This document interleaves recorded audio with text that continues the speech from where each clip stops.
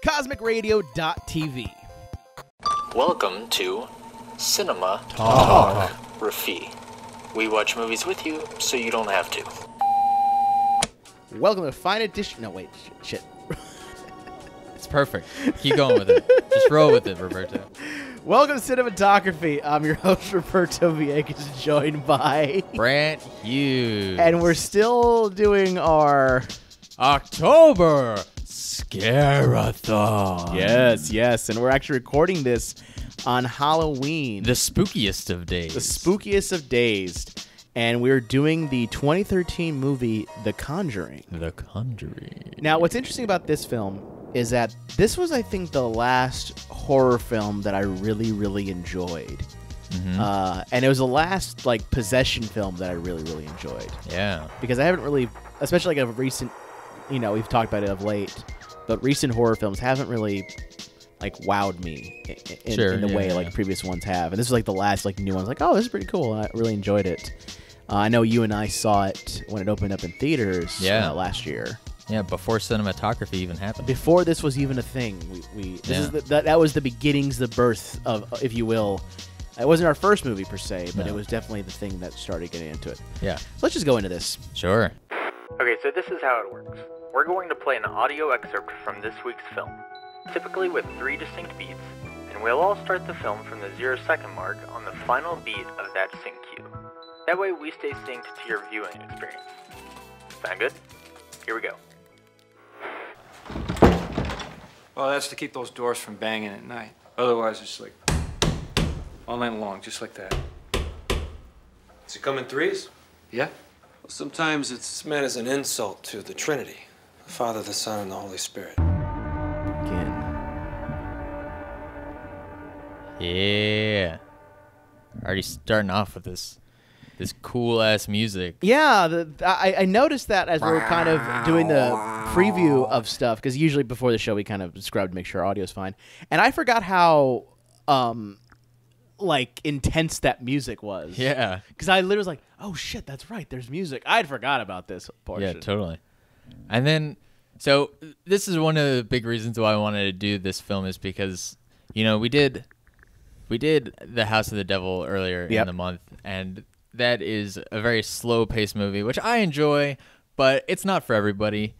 And this movie is not very slow-paced. No. It starts off just bam, yep, bam. Yep. And that's why I think I enjoyed it as much as I did, because it went so quickly to the pacing. Yeah. Oh, God. Did you ever see anything about the Annabelle movie? I heard it was terrible. Yeah, I honestly didn't know it was a thing until I went and bought this Blu-ray at my preferred electrical outlet retailer. I like how you say it like that. You could say where the fuck you bought it from. Where'd you get it from? I just went to Best Buy. Okay. Yeah, there's one right around my house. That's fine. And I was checking it out, and the dude who's at the register, he was like, "Oh, did you see the new one?" And I was like, "What? What are you talking about?" And he's like, "Annabelle." Yeah, it's pretty bad. That's what I heard. The boys at Double Toasted reviewed it, and they said it was that the doll does nothing and it's just junk. Yeah, I heard tell that the doll was the best actor in the film, which is maybe not a great sign. Again, I heard it was horrible, which was kind of a letdown because The Conjuring was such a cool film. But the thing with Annabelle, this thing, we didn't need to have a backstory for this character. This almost felt how do I best explain it? This is sort of the lead-in case for our paranormal investigators or whatever you want to call them. Yeah. And I don't think we needed all this stuff here. No, we needed this, but we didn't need to know the story behind it. Yeah, and it definitely adds a lot. Yeah. Because because the good part of storytelling really, when it comes to films, is sort of the, what you keep as mystery, and what you don't. Mm-hmm. Oh, this is so great. Well, because it's you watch this, because this is what's cool about this scene. is that this did not need to be a full movie, because this is all we need to see is just the fact, like, what the fuck is that pounding? And then they open the door. Yeah, and so this is a great introduction of a lot of elements. Yeah. So I mean, you certainly establish kind of the time period, although the actual case is further in time than this specific one. Yeah. But also, the kind of stuff that the Warrens deal with. Yeah. You certainly, and it's a super cool framing. Once we get out of this first little section here, and we realize that it's all them recounting this tale as they're giving a lecture. Yeah. And it's also a really great way to just kind of really amp up the action at the beginning. Yeah, because you start already having things explained. Yeah.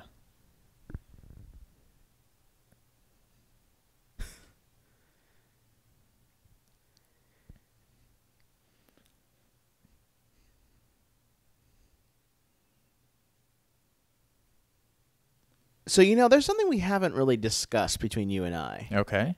Because we've been seeing a lot of these horror films and stuff like that. Mm-hmm. What are your actual beliefs on ghosts? Actual beliefs on ghosts. I feel like there are some things that we do not have enough information on that can sometimes be interpreted as ghosts. But I think the popular conception of ghosts, or the idea of ghosts, is fundamentally flawed. I'm with you there. Like, it's weird with me and ghosts because, like, I do, believe. Oh, and also I just want to point out that's a really cool shot. Oh, all these shots are great. Where they start off. With the focus on the ticket. Yeah, and they then, rack focus. Rack focus there. You're a big fan of rack focusing, though. Yeah, especially when it's you'll notice throughout this entire film. So Film Riot just had an episode recently about motivated camera movements, where basically it's like if you want to show two things with a single shot, you'll have like one character move to another character, and then the camera will track one character and then track the other character once it gets to them. Right. Stuff like that. You'll notice a billion of those shots. Like the filmmaking, the technical filmmaking in this entire film is really interesting. Yeah. I actually prefer a lot of that fade out for sure. But again, we have a lot of stuff. So when it comes to ghosts, for me, I am kind of on the fence still. Like, part of me, like, there's a part of me that wants to believe and kind of be like that. Mm-hmm. But then a part of me goes, no, that doesn't seem even. I mean, okay, we could get into the whole spiritual sense of things. We could go into that sort of motion. But, like, I can't believe like a lot of these things are even remotely true. Mm-hmm. At least my science. I'll put it this way: at least the science portion of it, like, is what bugs the crap out of me. Okay. It's like when people like the thing that bugs me a lot are like a lot of your ghost hunters. Not so much these people. Like, these kind of people don't really seem to bug me because there's already people. Weird things can happen, and a lot of strange things can happen in a life and whatnot. But when it like ghost hunters have like all those now like fucking tools and shit like that, and like I don't know how I interpret that. Like, that's where I hit the weird wavy line of like, is this bullshit or not bullshit kind of thing. Yeah, I mean, it's tough because you want to apply a rational explanation to things that are perceived irrationalities. Exactly. And it's like, how do you do that? But yeah, it's weird. But I figured I'd ask you because this is that kind of movie that sort of. I mean, this is about a possession of sorts and kind of weird things going down. And see, we're already in our second scene, and there's already more weird stuff happening. Yeah. Like, it starts off with the dog. It's nonstop. There's always something happening. Yeah. There's only one moment in the film where I feel like it lulls a little bit, and we'll talk about that kind of when it gets there. But yeah. Also, this is an awesome shot. Talk about motivated camera movements. And like why you love this shot and why I love this shot are two separate reasons. I'm always a big fan of this song, and I love the way that it ties it. Like, it works perfectly to set the year. Yeah. But I do love this continuous shot. Yeah, it's really fantastic. So where do they hide the cut? They probably hid the cut in that turn. They could have. I think there's a cut here. Yeah, there has to be. I mean, just by the way that there's something about that motion blur that seems a little strange to me. But yeah, I mean, there's definitely not some necessary. optical effects, some. And then a very classic long zoom, which I appreciate. Also, going back just a couple minutes, I'm really in love with their choice of font and logo for The Conjuring. It feels very classic, like it very much calls back to like The Shining. Yep. With their title. A lot of really great stuff. For sure, for sure. So now I'm getting sucked into the film and trying not to. Yeah, and so now they're establishing the game that they play the clapping game. Yeah, which is a great conceit because I've never heard of this game, but I mean, I don't know if they sourced this from anywhere or if they just made it up, but like it feels like a very real, genuine thing that maybe some region of the U.S. everybody plays, and it plays into these horror conceits like so well because we have that scene later on where there are multiple instances of clapping when nobody's around. Well, what's really creepy is the creepy part for me of this film is the like this. All right, here's a question now. Mm-hmm. All right, so here's the scenario. Okay. You're back home in the house you grew up in, or you moved into this house, whatever. Okay. You find something like this. Do you A, explore, B, seal it back up, or C, do something else?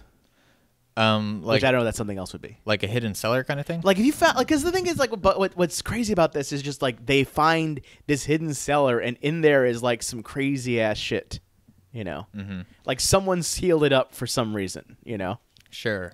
I think I have a pretty similar approach to Ron Livingston. He's like, all right, well, let's not worry about this until tomorrow when the sun comes up. Then we could kind of go in. Luckily, there's windows in there, so it kind of lights up the cellar somewhat, and then just go clean it out. Yeah. I wouldn't think too much about it. I don't think there's a ton of reason unless there was like some crazy like demonic Latin scrawling. See, that's on the thing. On the that's the problem boards. is that I figured I'd open it up and like that would be like the ninth. That would be the gate to hell that I opened up. You would just never open it up. You'd just be like, nope, nope, nope. Yeah, I would not want, because the thing is, like, I have been taught, like, any hidden room, like, I've been taught for years on end that, like, if I go into a place. Oh, he's setting down the matches. It's a Chekhov's gun kind of thing. Of right? course. Yeah, it is a Chekhov's gun. There you go. There you go. We're using film terms now. Hey, professionals. Professional movie talker guys. Cinematography. That's what we do. No, but yeah, because I have been taught from movies and video games and everything else that if I find a hidden room in a, that is not mentioned in the blueprints, that is sealed up, that happens to be ancient or looks like someone boarded up for a reason, we don't go in there. That's evil Doomsland. Yeah, real quick. So it's great. The dog is trying to get their attention. Yeah, that is the room that you will later see the primary demonic evil spirit in. Yeah. So it's possible that the dog might already see it. Oh yeah. And is trying to warn them. I mean, obviously the dog knows something is up with its dog senses. Well, that's also a very classic trope. The idea that animals can sense things that we as humans have lost that sensory perception for. Mm-hmm. Like it's a classic thing of the idea of the demon that the dog saw it, but and also like that. paired up with how the mom was just kind of blankly staring out of the window unmovingly. It was some nice foreboding, I Something like guess, that, yeah. or some kind of imagery that would imply stuff. And also they do a really great job at the beginning, kind of seeding how the mom is the most vulnerable one in this instant. Yeah. Because she is the primary reason that they moved out to this house. I think it might have been some work-related thing. Yeah. Like she was the one who really wanted to move, and so they're all doing it for her, and she knows it's burdening her kids, and it's making things a little bit difficult for everyone. And so certainly that's why she ends up getting possessed. Yeah. At the end, because she's the most vulnerable, and I think they do a good job of showing that early on.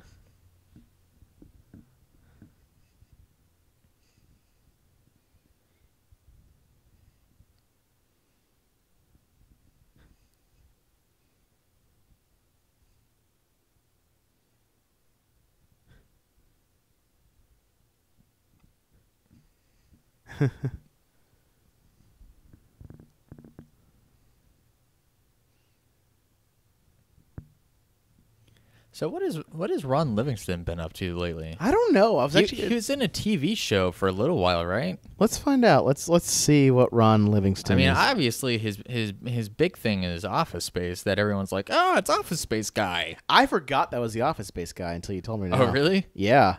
I mean, they do a good job of like dressing him up and giving him the hair and everything. I think he's great. Oh yeah, no, like especially in this film. I think everyone's pretty good in this film. Really I have no problem. So let's see. So Ron Livingston. Let's go to all filmography. They're seething in the cold house because everybody knows that dark spirits draw energy from the air. See, that's what's all. cold. This is also the weird thing. Again, we start getting in. This is where I get my issues with some of these films. Is the application of pseudoscience to it. Yeah. Because I never know where I stand on it.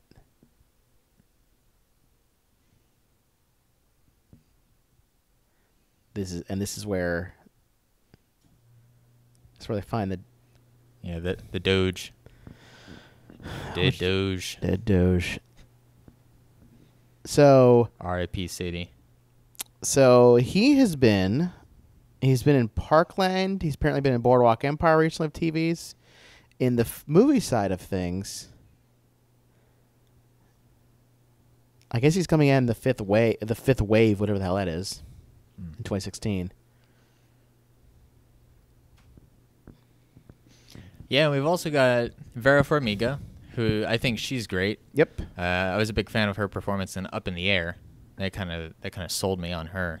Yeah. And then we have what's the dude, the Warren guy? I'll tell you right now. Do you remember his name? Yeah. He was in another James Wan film, Insidious, and Insidious 2. So that's kind of interesting that James Wan kind of stuck with him. Ed Warren was played by Patrick Wilson. Okay.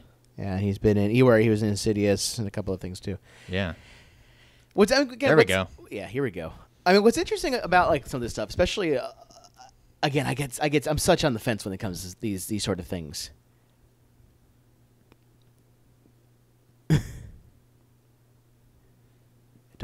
Well, I feel like I might be a little on the fence if it's something that's posing as reality, like a reality show. You know, like Ghost Hunters or whatever. Yeah, exactly. But if it's a film, I totally buy into. The film or different story. In the world of film, I buy into it. This is where I say in the reality of the film, for sure, different story.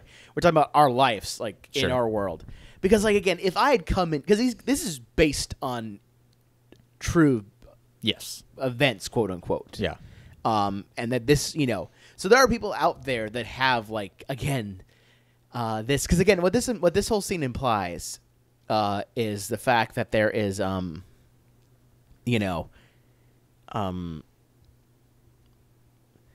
like it almost feels like a bit like a Warehouse, like 13 kind of thing. Have you ever seen the television show? No, I've never seen it. So in that show, they gather artifacts that kind of have all these unexplained things and stuff like that.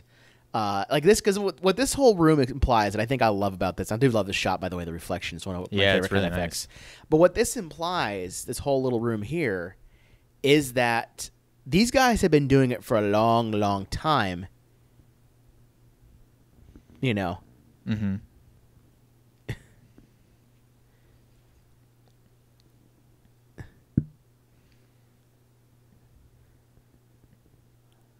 I touched Annabelle. She wanted to play.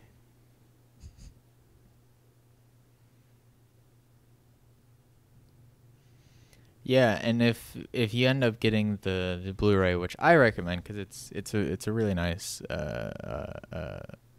Blu-ray. yeah, really really good top-notch image qualities. They also have some neat little behind-the-scenes stuff where they interview the Warrens and The real Warrens. Yeah, the real Warrens. Well, the Edward Warren is no longer living, but Right. the lady Warren, she is.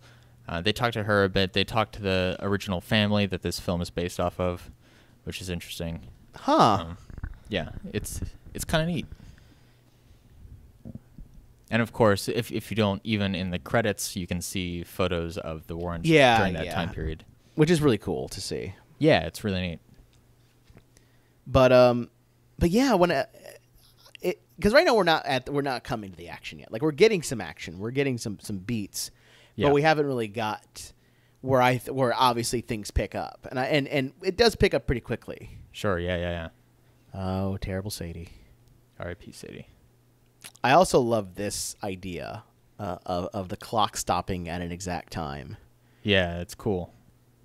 Like that's when the gate to hell will open.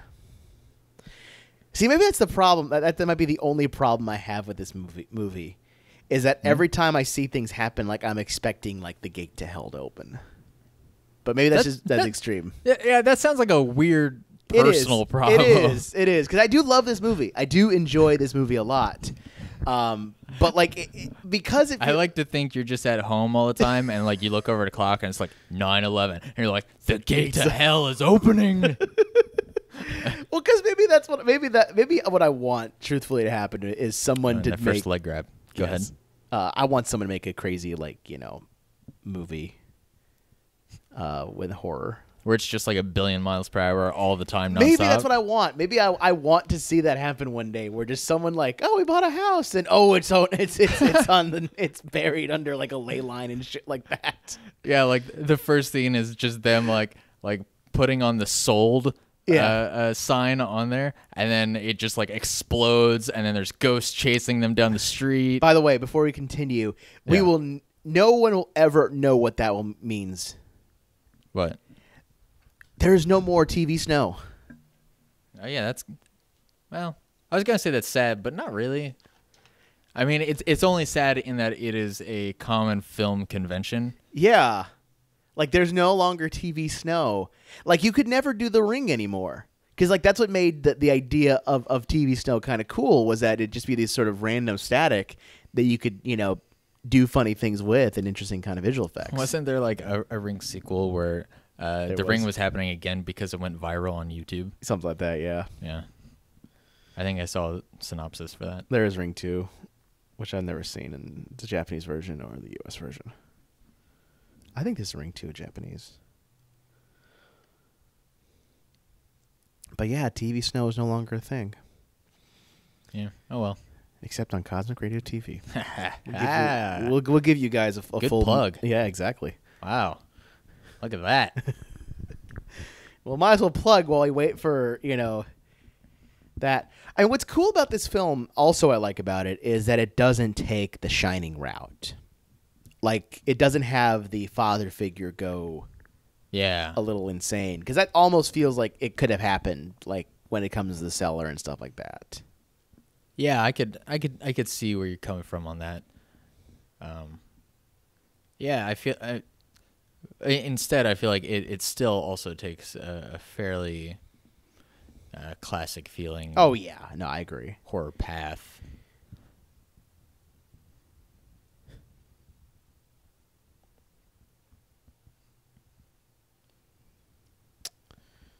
So, yeah, how do you feel about James Wan's kind of filmography. So what else has he done? He's done this. So he did like both Insidiouses, I want to say. He did the original Saw. Okay. Actually, I think he might have done the first 2 Saws.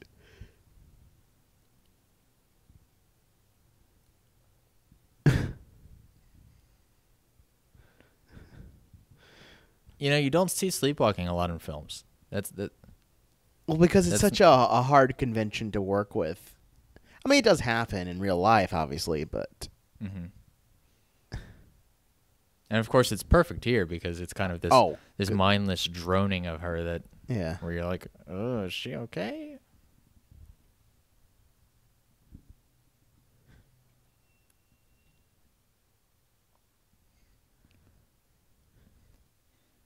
And it's funny. I sat down and watched Insidious 2 just last week or so, and there was also a kind of creepy cupboard moment in that film. Right. So it seems like James Wan is like he really likes that idea. The creepy armoire. Yeah. But I feel like it's used to much greater effect in this film. So here's a question: have you ever had anybody in your life or in your world? Real quick, this shot is awesome. Like all of those establishing shots where it's just like a super wide lens, so it makes the house almost feel like a miniature house. It's really cool. The what's that called again when they do that? Where they there's a type of photography that you're thinking of tilt shift. Tilt shift photography. That's what I'm thinking. Yeah, but and that deals more with just aerial shots. Changing the depth of field to a different axis or some dumb stuff. Some dumb photograph stuff that I just don't know, even though I've. By the way, I love this. I love the idea that things just die as they come into the area.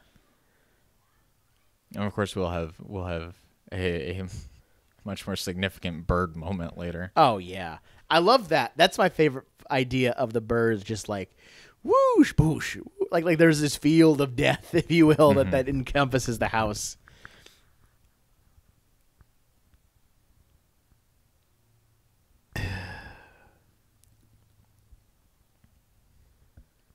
Did you ever have an imaginary friend? No. I don't remember having one either. Especially not one as creepy as Rory. Yeah.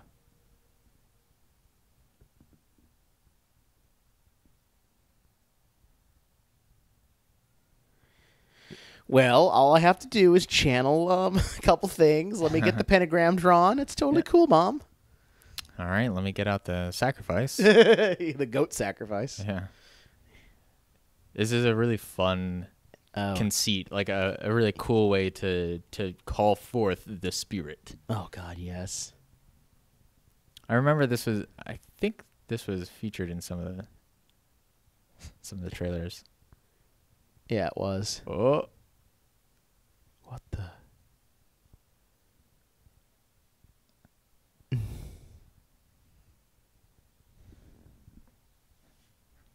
Classic thing. Classic kids. But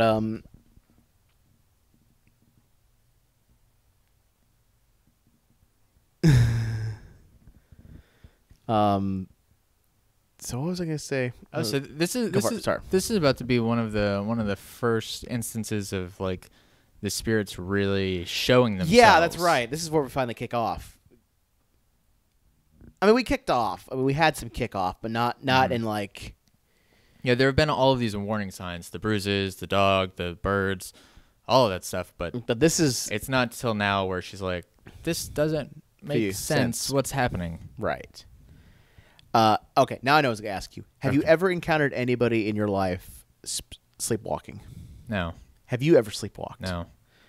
I don't think I've ever known anybody who has sleepwalked. I have almost one time fallen off my bed due to a dream.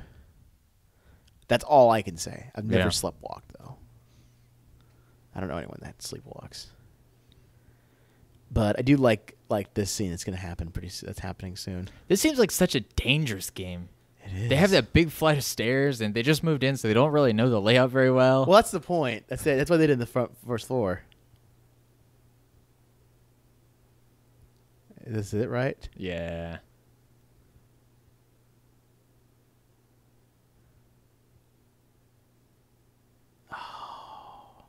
It's so creepy. It's really great.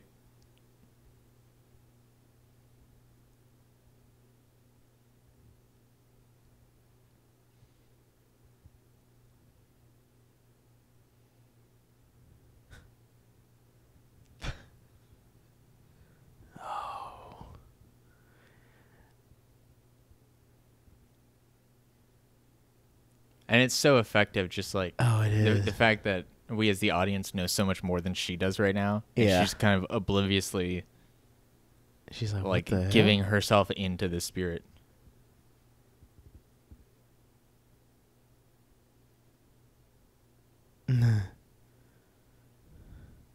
I think the effective thing of that shot really is the hands coming out and doing the clap. Totally.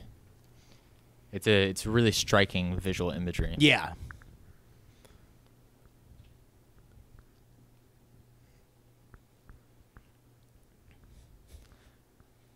And so this is playing into her insecurities yet once more. She's, she could tell that things are rough enough that he is taking jobs well under his paid wage, Right. just to make ends meet. Well, he's got to. Yeah. This is good for him.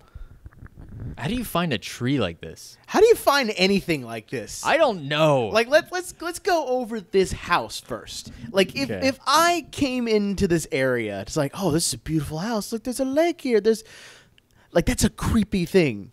Like you'd imagine you'd find some like information of the realtor, like, so who owned this house previously?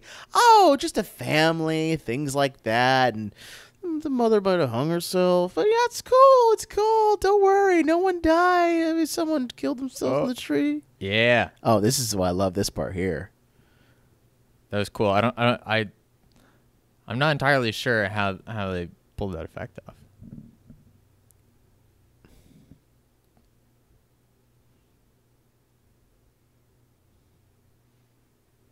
Oh yeah, and then there's the point of view like upside down shot. Yeah. Oh, this is great. Yep. Some great shots.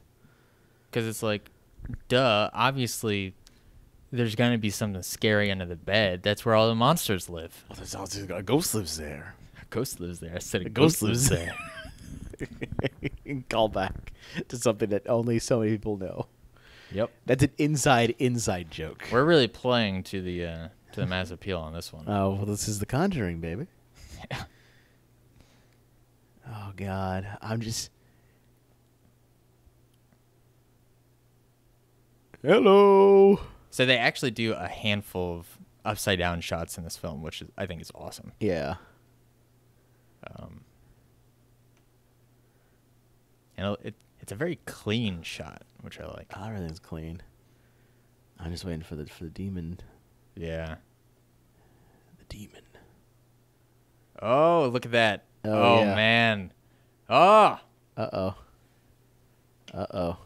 That was almost like that was kind of like that one shot in Donnie Darko where they get out of the bus, or that shot in Looper where where they do the flip thing. I love this. Yeah, it's really cool how the ghosts kind of selectively, gradually show themselves to each person. Yeah.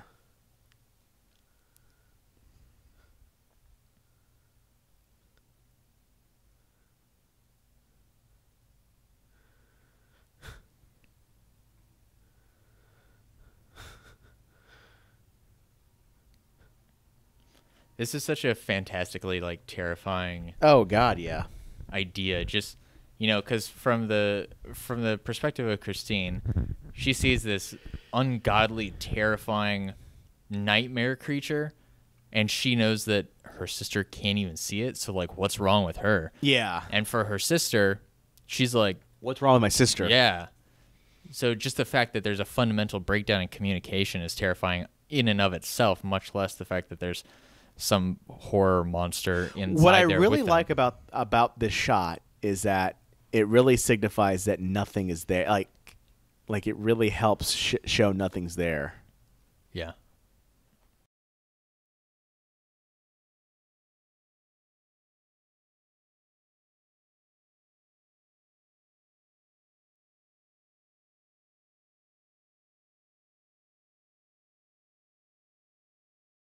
Bam.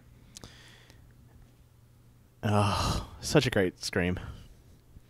Christine.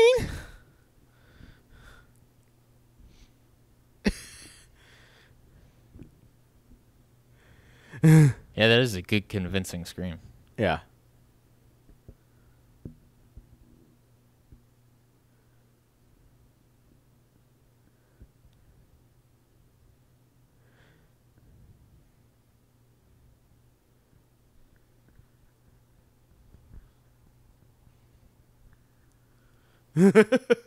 I love Christine's her eyes are just like something happened. Mm-hmm. I mean, there's so much confusion going on. Like that was very much her. I mean, or not Christine, but her sister. For her, that was very much the clapping in the cupboard moment for her. Where it's just like this door closed and she has no explanation for it. By the way, if you had a kid and you were like this couple, would you keep all of your like artifacts and knickknacks and stuff like in a home office? Jesus, no. Like I'd have a separate like locked vault at least. Yeah. I'd put it like here's the office, like it's like under, an off-site bunker or something. Something like that. Like that's the problem. That like I would not, especially the kid, just like especially the kid wanders in there. It's like, honey, you're not supposed to be in here. You can't play with Annabelle because Annabelle will kill you. And everyone you love. Oh, pretty much. Apparently, that's what shows what is implied by this movie, that Annabelle's a cold motherfucker. Yeah. Cold motherfucker. She's dropping fools with her 9. Oh. Blat blat. That's the tagline for Annabelle. That is the Annabelle Blat Blat 2014. Blat, blat. 2014. Come watch it for the hit makers of The Conjuring. I don't even think the hit makers of The Conjuring made Annabelle. I think they didn't. James Wan produced it, but he didn't direct it. I don't know about any of the other creative team.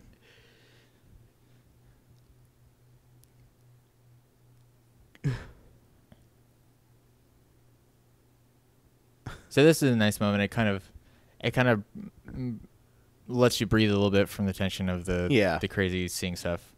Also, what's great about those two characters is that they start talking about it's not haunted. Like that they try their best to rationally explain stuff. Sure. I think that's why I like these guys a little bit more, is because they try their best to rationally explain things. And also, this is such a fantastic juxtaposition here with, the family who are like, we heard a noise, so we're haunted, and they're freaking out. And then there's this family where there's obviously something going on. Like there are a billion signs. The mom is getting bruises, multiple bruises, huge bruises every night. And so she went to the doctor, and they're like, yeah, you have an iron deficiency. And she's like, okay, I mean, I guess that makes sense. So they're doing everything to kind of say, no, that's absurd. We couldn't be haunted. Well, that's because the point. Like, you don't want... I mean, a rational human being thinks that. That's why I love what I love about this movie and this story is that a rational human being doesn't go... This is haunt. Like if you are awake at night, you hear a weird noise, you get spooked out a bit, but and your brain can go like, oh, maybe I'm haunted. But then the point of your brain kicks in and says, what the fuck am I talking about? There's no such thing as ghosts. Right. There's nothing that's haunted. Nothing happens here. This is totally irrational. There's got to be a rational explanation, is what goes through your mind. Mm-hmm. And that's what's happening right now.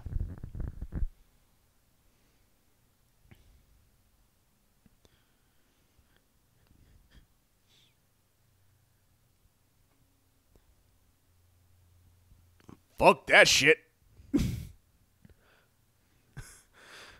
Fuck your paintings. And your pictures, too.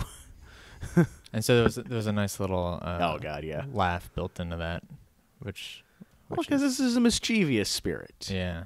This isn't Casper, the friendly ghost. Although, I mean, that'd be kind of cool, right? If Casper came out? Yeah. Like the movie Casper Ghost? Yeah. Starring Christina Ricci? Sure, yeah. And whoever played the father? They just showed up. They were the Warrens. Oh my God, that'd be great. This is what turns out to be Casper? Yeah. That movie had a Ghostbusters reference in it. Oh, really? Yeah. It's been so long since That I've had seen the Dan Aykroyd came out saying, "Who are you going to call?" Someone else. That's funny. It's a terrible film. I think who else is in that film? I think not Christopher Lloyd. That doesn't matter. It's another movie. Show yourself, spirit. Also, what I like about this too is that we don't really get too much into spiritual. Like, it's not like we have like a priest come out and. Do we have a priest come out? I don't think a priest comes in this film. They speak to priests. They speak to priests, but they don't like it's not like a priest comes in and it's like, I gotta bless this and crazy shit like that. Like, so far, everything what I like about this becomes like it does its best to put itself in plausibility, and I think that's what I like about this movie is that it builds a lot of its world and what it is. Well, theoretically, being based on true events. Well, based on true events is. Like, you and I both know when it comes to movies and it says based on true events, Sure, things can be skewed. It takes inspiration from true Yeah, events. that's probably the more appropriate answer. Yeah.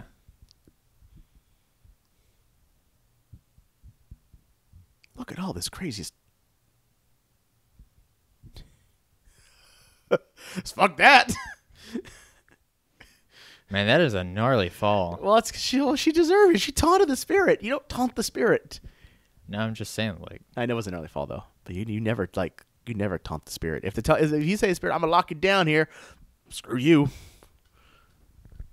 is that what happens? No, I'm just saying. If you ever encounter a spirit, you don't taunt it. You just kind of have to learn to exist with it. Learn its ways if you must. Sounds like really bad advice to an abuse victim.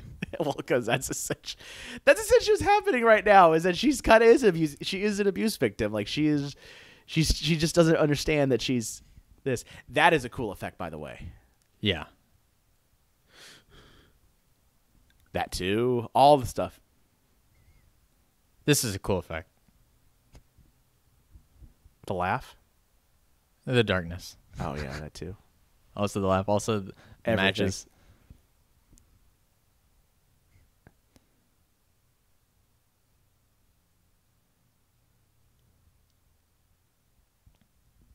Yeah, there's some phenomenal low light photography in this. Yeah. film.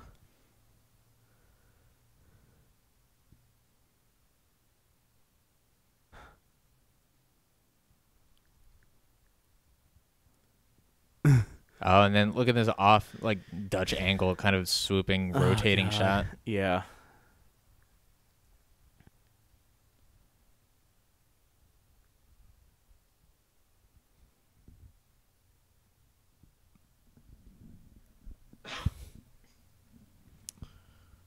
God damn it.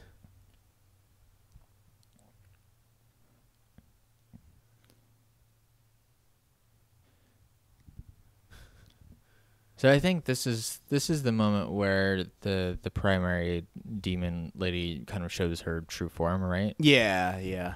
This is the only moment that I felt a little cheap to me. Is this where we start getting into the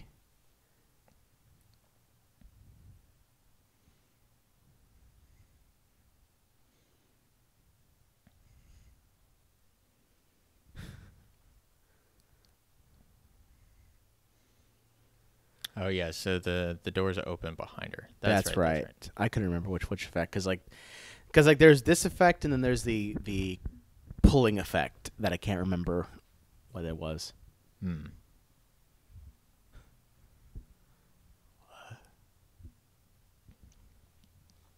Yeah, so I think all of this build up is awesome. Oh yeah, I think it's really great, and it helps pay off. Well, because the weird sleepwalking. Well, because we patterns. talk about the whole we talk about House of the Devil and how that's not for everybody and things like that. What's cool about this film in particular, and also I really like another good use of really wide pushing and stuff. Oh, so fucking creepy.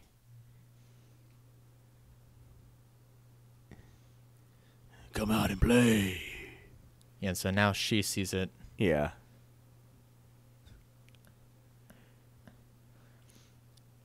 And so that little moment right there, that kind of almost jump scare kind of thing. That's I feel like that's maybe one of the only moments in the film that doesn't feel totally right for me. Yeah. And probably just because I'm predisposed to like more slow kind of reveals and stuff. Yeah. And so just this big percussive blast and pan up to see her didn't fully work for me. And I love the father just like, what the fuck's going on? Yeah. No. And then just immediately cut to this shot, which is really yeah. cool. With that awesome sound again. Yeah. What's cool, what I like about this film a lot, actually, is that, like we're talking about House of the Devil, how it has a slow build up, things like that, and it kind of kicks in. What I enjoy about this film is that things quickly pay off. Yeah. Like, it gets introduced, and it quickly pays off, and it keeps you very much in the action. Yeah. Like, it has a lull, but then it quickly gets back to action. Like, it doesn't rest. Yeah. I mean, we already paid off those matches that he left on the stairs. Yeah.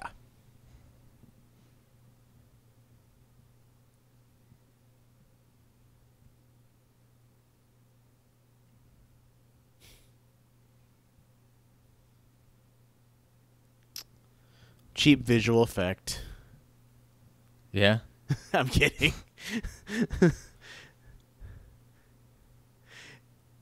See, do you think there's some guy in that room at that point in time, like that history of time, that's like, this is all bullshit, and like is in that class like saying this is bullshit? Maybe. I think they actually have the Lady Warren, the real life Lady Warren, in this crowd somewhere. Oh, really? I remember seeing shots of her in the behind the scenes stuff. Yeah, right there. Bottom. Oh, really? Bottom lady, old lady. Oh, yeah. Interesting. Yeah, that's cool.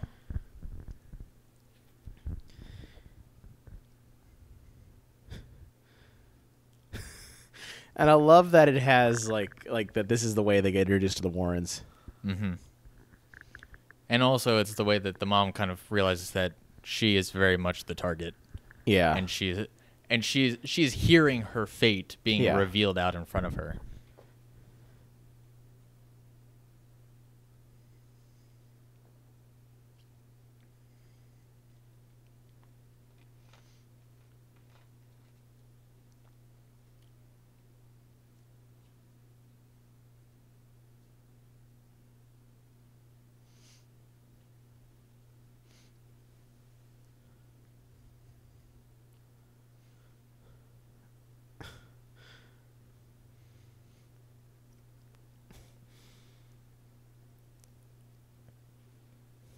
So yeah, I kind of dig the way that they sort of have, up until now, the Warrens have had just kind of their own separate B storyline, right? Yeah.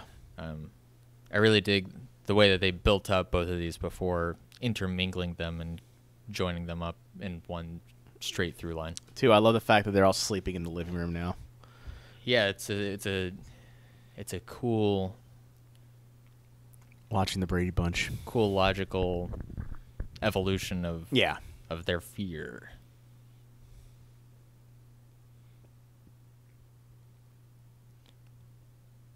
Oh, that's great. So they already showed Lady Warren. I really had to figure out her first name so I could stop calling her Lady Warren. That is her first name. Lady Warren. Yep. Lady Warren. Lady Warren and Master Warren. Miss Lady Warren. So, yeah, as soon as... Lorraine. Okay. And so, Ed. as soon as they opened the door, Lorraine, she had a very clearly disturbed look on her Yeah, face. that's what I like about her, too, is that she had this very much, like, something's not right in this house. Well, it's revealed to us in just a little bit that she saw a terrible, like, demonic entity behind them at that exact moment. Like she, you know, in the spiritual natural world, she's what we call a clairvoyance. Yeah, I think that's the term. Sure, or clairvoyant. Let's go with that. And so it's just neat that they're the attention to detail, they're seeding that in beforehand.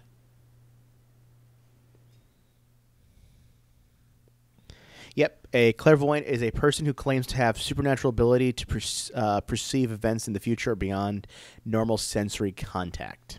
Okay. So I was right.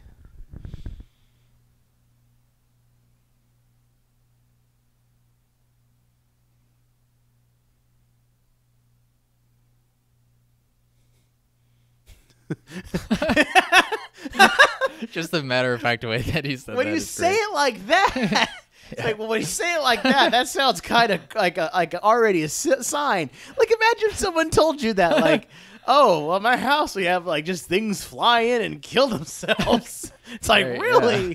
And that didn't like flag you as any way, shape, or form weird? No, man. I mean, birds kill themselves all the time, right? Like, they break their necks all the time against your. I mean, that's just a bird thing, It's yeah. a bird thing, right? That's what they do, right? I mean, no. Too, I love this too. Yeah, that was a really neat shot, just Yeah. the way the background faded in and stuff.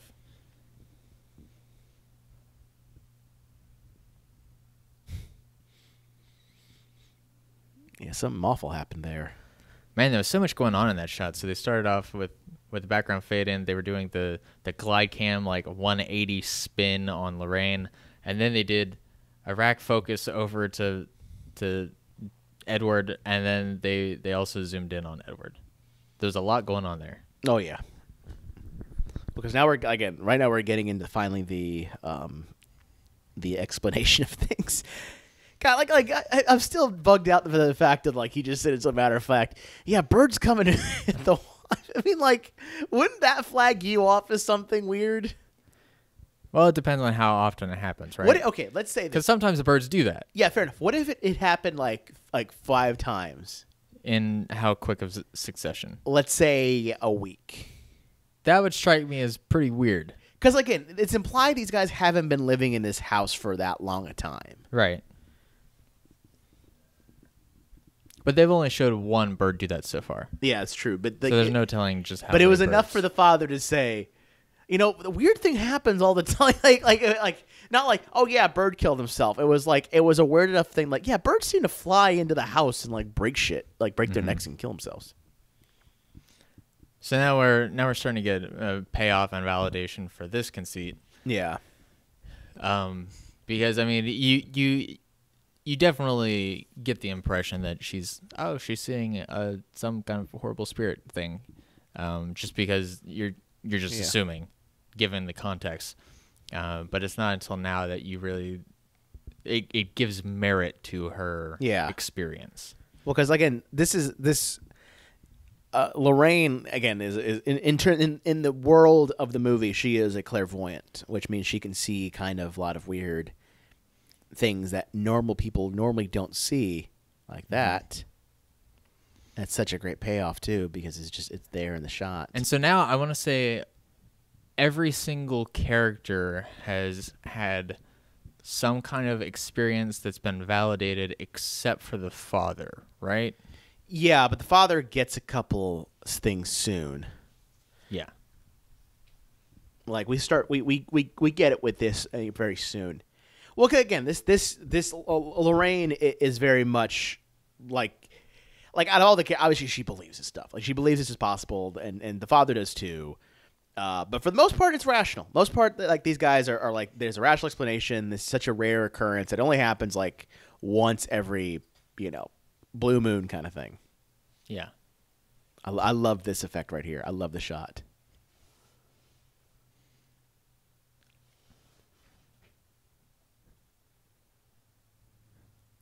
Oh yeah, with the feet. With the feet. Oh, it's so. Yeah, it's very striking. Yeah.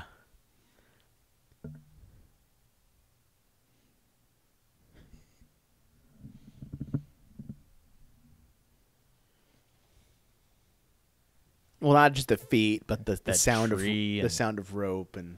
Yeah. And the sound of mic stands. Yeah. I have a haunted mic stand. Most people don't know, but Brandt likes to stand. Yeah. He does it, but he's sitting now.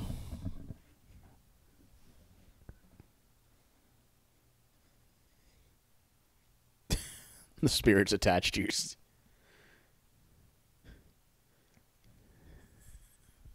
We have to burn the house down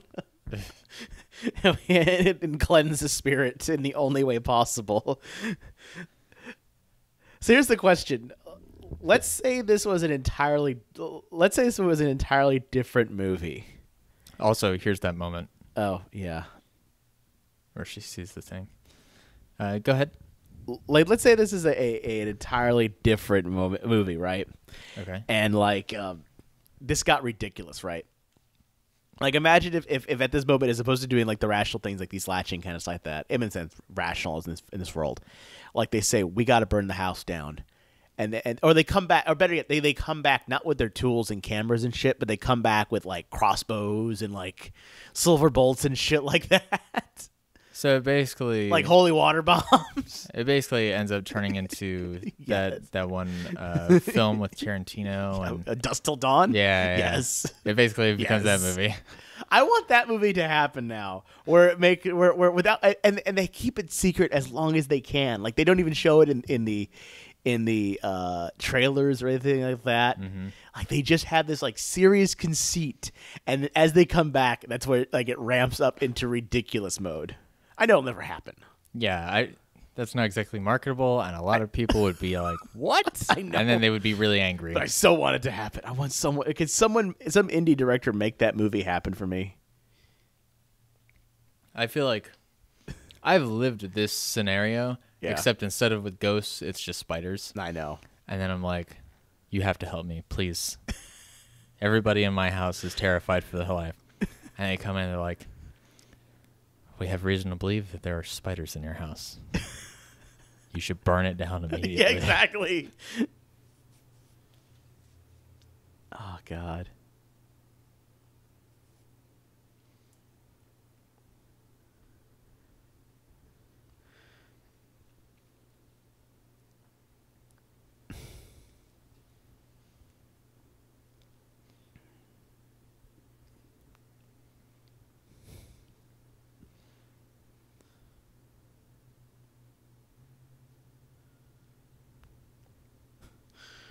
And so that brief moment, though, it might have seemed kind of slow at face value. Well, it adds story in just character building. But, yeah, that's what I'm saying. But also, it's a clever way in that they're building up insecurities in our Lorraine, characters, right? With which that demonic spirit will then latch onto her. So it's very very crucial for later happenings.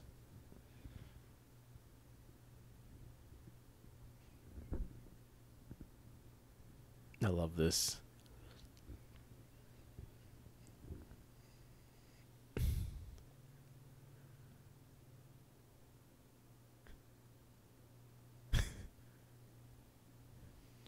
That seems bad. I mean, you sometimes have some. I mean, if you got a demonic bloodline, you got to keep that in check. Yeah. Like if I went back in my like bloodline and found out like there was some like crazy conquistadors and shit like that, I'd have to keep that in check too. Just because. How do you keep that in check? I don't know. You just kind of have to know it's there and like be prepared to like suit up. Do you have to go around and knock on all of your neighbors' doors and say, "Hello, my name is Roberto Villegas, and I come from a long lineage of conquistadors"? I don't know if that would affect me per se, conquistadors. But like, if you found out, like, okay, let's say this. Let's flip the story on you, Mr. Brandt Hughes. Oh boy, you know where this is going. Nope, that's the scary part. Let's say you find out that in your bloodline, while we wait for them to set up. Oh. This is creepy too. Yeah.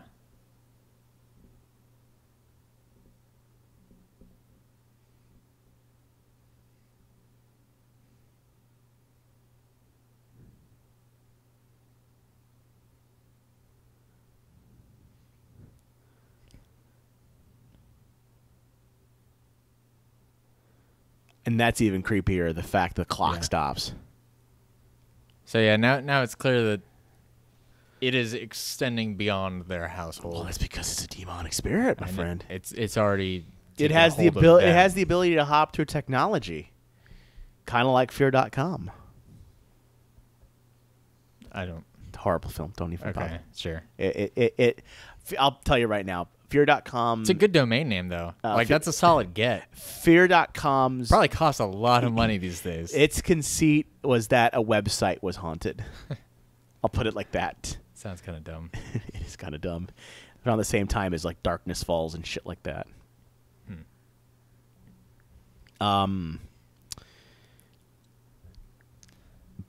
Okay, so yeah. Here's the scenario. Okay. You find out in your bloodline that you have like witches and stuff in there. And a licensed supernatural person, informs you of this and says that you have the ability to both use like magic, like real magic, like lightning bolts and shit like that. Mm-hmm. But the cost is that there is a 20% chance, maybe a little bit more, maybe a little bit less, that you might flip and turn completely evil. But he has a way of making sure that you're able to not be evil, but at the price of you losing your ability to use the powers. Do you still keep your powers with just the slight potential that you're going to turn evil? Probably not. I mean, knowing me, I would take the safe way out. I mean, I got a Roth IRA fund last year, and I chose a pretty conservative route on that. I was just like, I don't need to risk all my hold on. funds. So well, here's the question: what if one of your abilities is somewhat telekinesis and to move things without getting up at all? I mean, again, that's cool, but at that high of a risk, I mean, if you're saying like there's a 2% chance you might be possessed, then I'd be like, all right, maybe. What if? But at 20%, that's like I use it 5 times in my life, and I'm statistically damn near guaranteed to be possessed and die. All right, fair enough. Like what? I'm gonna just be like, "Yo, hand me that banana." Wait, I got it. Wah, wah, wah, wah, wah, wah. And then I'm possessed. No, not possessed. You just flip evil. Like you're still you still perceive stuff. You just completely and utterly flip. Like if your moral compass is right now pointed to good, it flips to evil. Well, would it then have a 20% chance of switching back? Yes. Oh, well, then I'm totally keeping it. Because as an evil dude, I'm going to use that power nonstop. I'm just be like, yo, give me this. Yo, give me this. Yo, give me this. And I'm going to like immediately flip back. So, totally. The minute I explained, like, no, you flip. Like, you just flip back and forth between good Brandt and evil Brandt. Absolutely. Like a goatee appears and all that shit.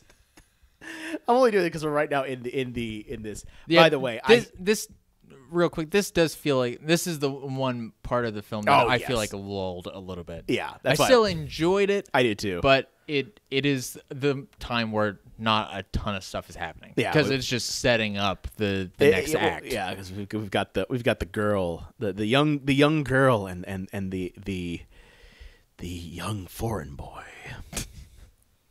Because it's not really implied what. I love this.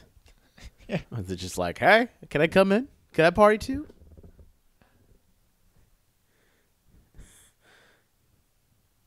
Well,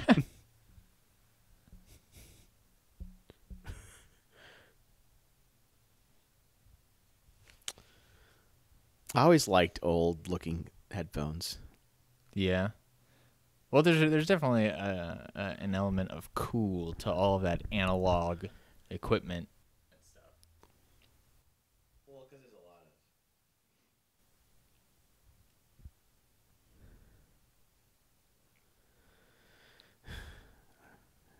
of.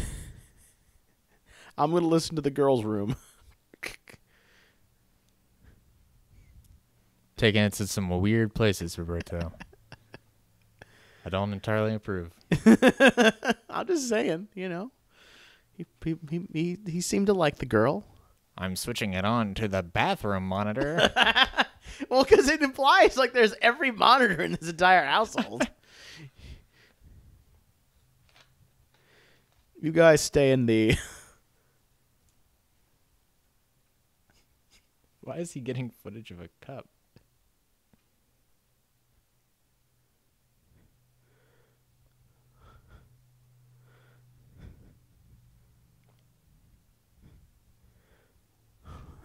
the spirit comes. What? I had to go. Callback. That would be amazing.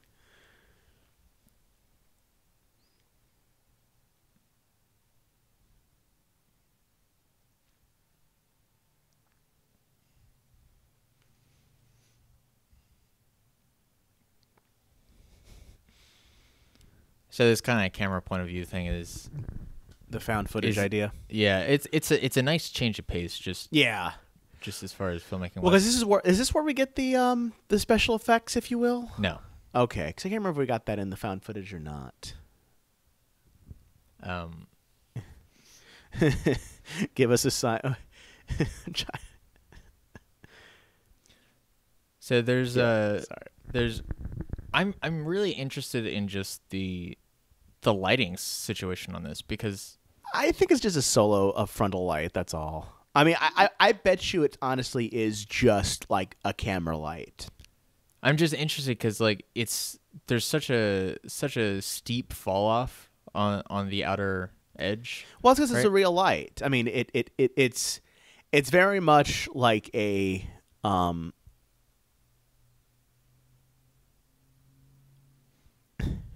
And also, it's pretty impressive because they definitely have the aperture wide open because their depth of field is pretty shallow. Well, because it's all spot on. Well, because the implication is that we are getting this from like an old not camcorder, obviously, like a at this point like maybe something. I forget what the Super 8, if anything, at this point in time. Because I forget what year this is. I know it's like 70s and stuff like that, but I don't necessarily remember. And then... Screw you! Yeah, it's Super 8.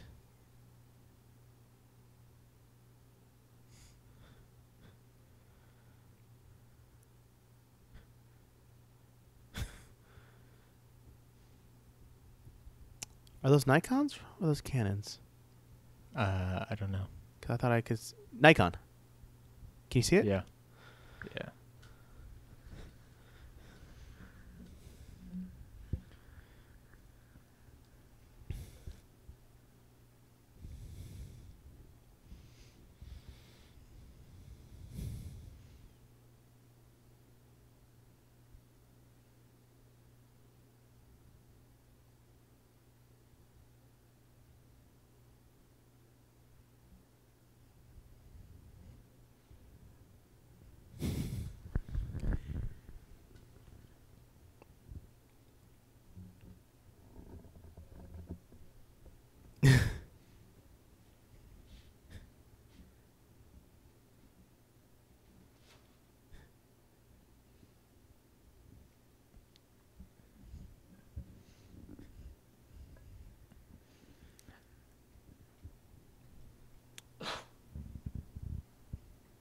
So this is what's... I mean, right now, in... Like, this is, I think, the part I don't like about the film as well, because it's just such a weird lull moment. I mean, we have to have this moment. Well, I mean, it's about to pick up something fierce. Yeah, that's very true. In this scene. Is it a scene where it picks up? Because I can't remember. It's such a while I've seen it that I can't remember exactly when things are supposed to kick in. Because I know when it kicks in like hard. And that's what I think I like about this film is how hard it kicks in when it kicks in. Mm-hmm.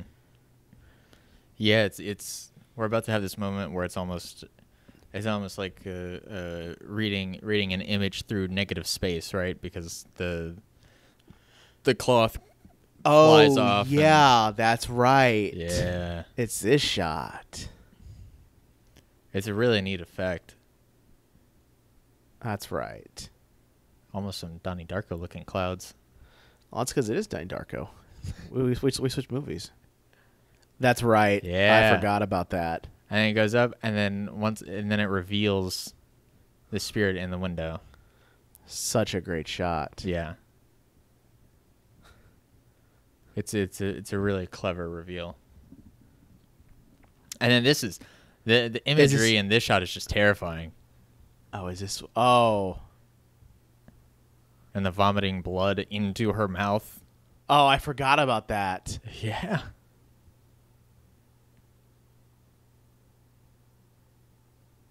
Oh.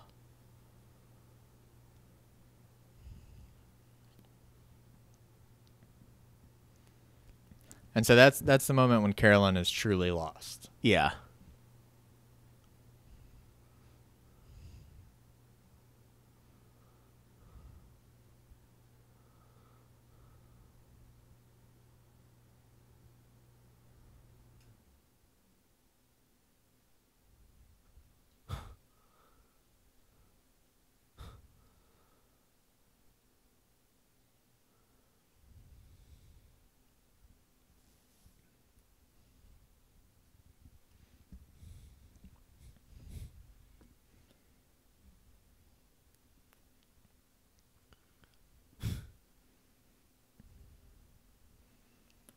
And so now this is also kind of another kind of scary idea that I feel is not really touched upon too terribly much, but is it's kind of left to linger in your mind. Just the fact that, you know, this thing happened to Carolyn while everybody was gone, and so they all come back just like fully unsuspecting and not knowing that this horrible, terrifying event has occurred, and then they just kind of have to see the after effects of it as time goes on.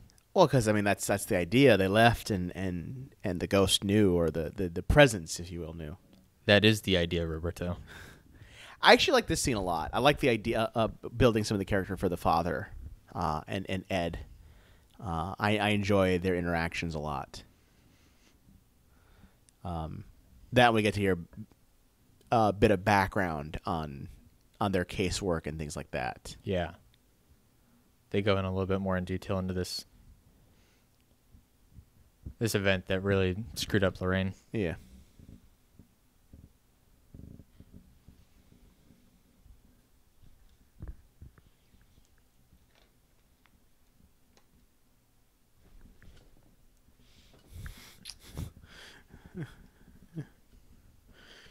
She saw the guy from Men in Black, the country guy. Remember? Yeah.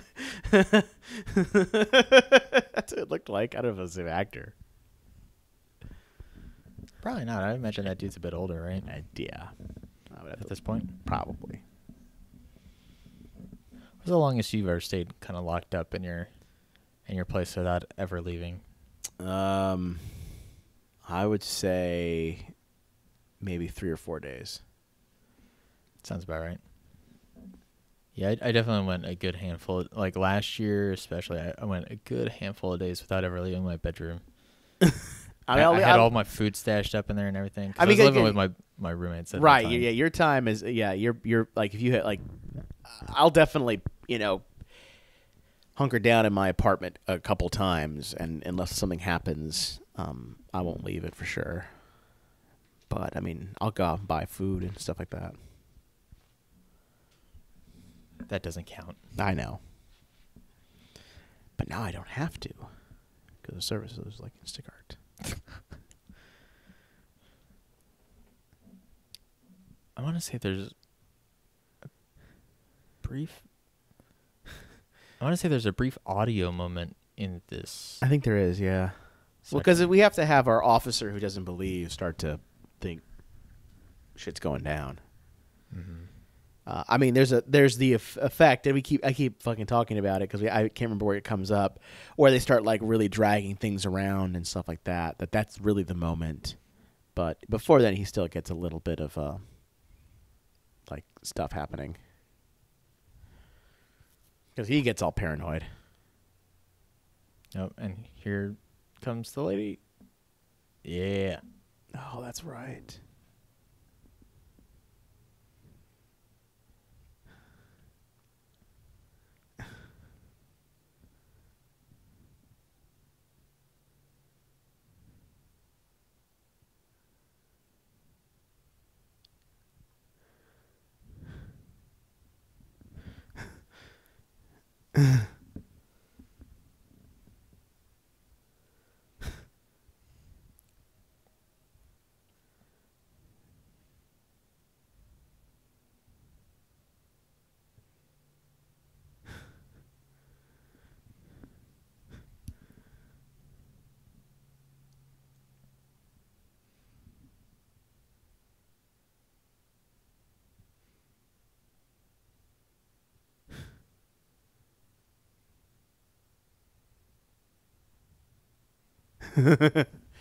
That's the freaky part, is who. Mm-hmm.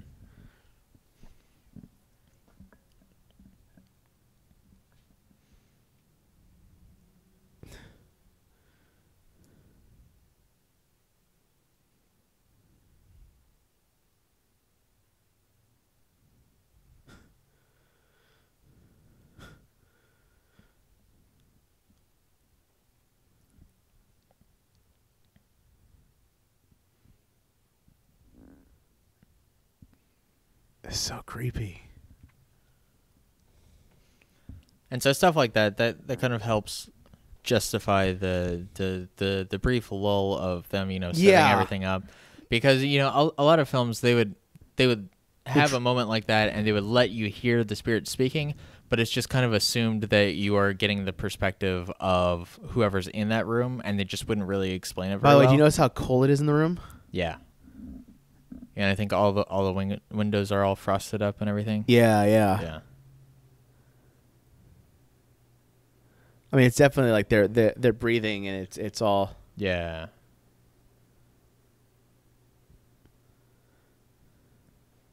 Because the spirits draw the energy from the air. What is that from here, or is they mentioned someplace else that theory? I mean, that theory is kind of know widely perpetuated. Yeah. Which I was just like, why I always wonder why that's a theory. It's like there's something in here. Well, I think it's a thing where when people experience things that they don't know how to explain, they maybe notice that it's cold, and then they try to reverse engineer an explanation. Yeah. And for them, the reasoning is probably that conservation of energy. This entity that does not have really much, if any, potential energy has to pull it out from somewhere in order to affect anything. So, two, I like that this is sort of again revealing something else, like that this is sort of where Rory hung out. Yeah, because Rory doesn't seem like an evil guy. No, Rory was just a kid who got lost in the woods and died. Yeah. But still lingers here because he's cursed from the spirit. Yeah. The witch. Because a ghost lives there. A ghost lives there. A ghost lives there.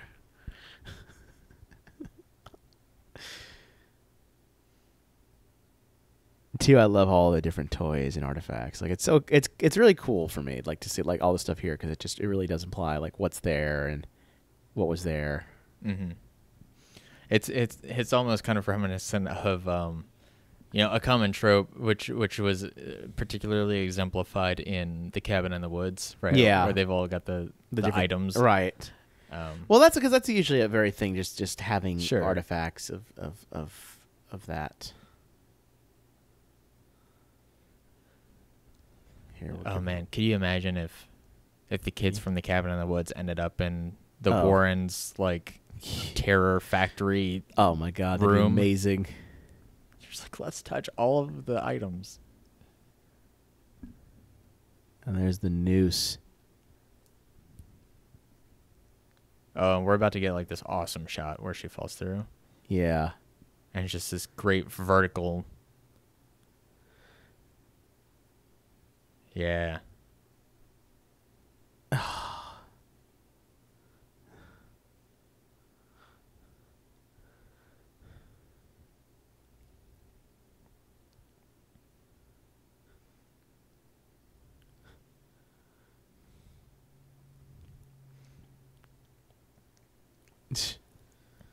There's an interesting mix of a lot of there are occasionally kind of glide cam stabilized stuff. There's occasionally tripod locked off stuff. Yeah. But there's a lot of like a handheld there's shots. a lot of handheld shots. Well, but where appropriately it should be a handheld. Like sure, yeah. In that shot where we have it helps add to the frenetic energy. Exactly what I'm saying. Like it's frenetic, it's already crazy. Like this is like it's a perfect shot to do handheld. Like that is a perfect handheld shot. Mm-hmm.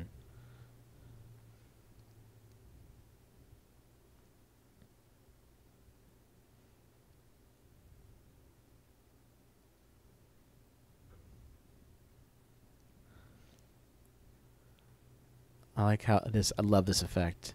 Mm-hmm. I love the idea that this is.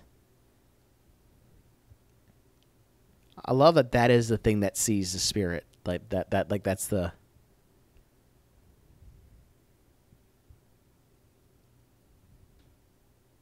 Oh, it's so creepy. Yeah, it's very creepy.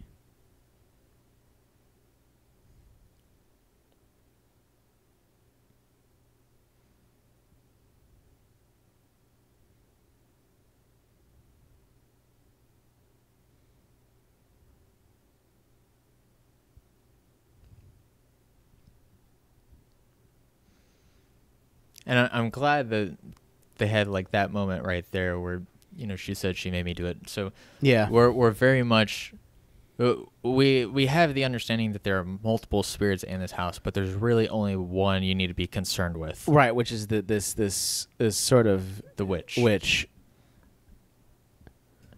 I think is a fair one to be to be.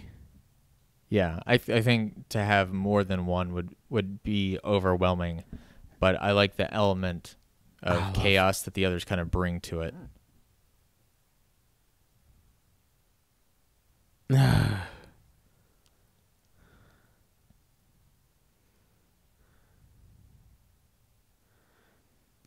You ain't going nowhere.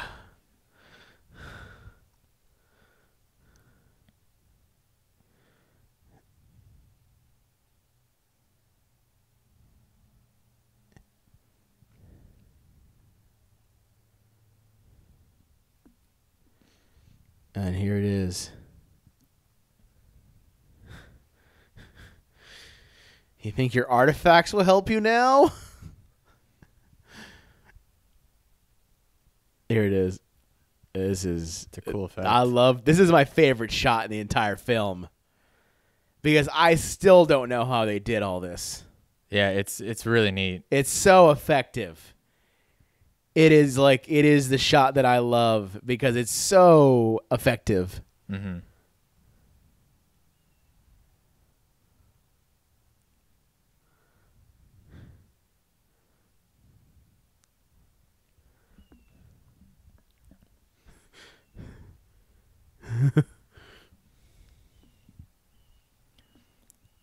Yeah, and so that was the first time we had seen Carolyn since she got mouth vomited into. Yeah. And things were more or less kind of maintained until Lorraine figured out the witch's tactics in front of Carolyn, who now has some sort of bond and connection with the witch. Yeah.